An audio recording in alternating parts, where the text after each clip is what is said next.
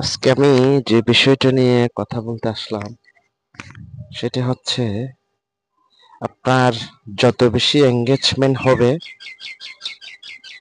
আপনার পোস্ট ভিডিওটি তত ভিউ এবং রিচ উভয়ই বাড়বে। অনেকেই মনে করে এঙ্গেজমেন্ট বাড়ানোর জন্য খুব একটা কাজ করতে হয় না। আসলে অনেকেই জানে না যে এঙ্গেজমেন্ট বাড়লে আপনার আইডির রিচ এবং ভিউ উভয়টাই বাড়বে। রিপ্লাই কমেন্ট অবশ্যই আপনাকে করতে হবে।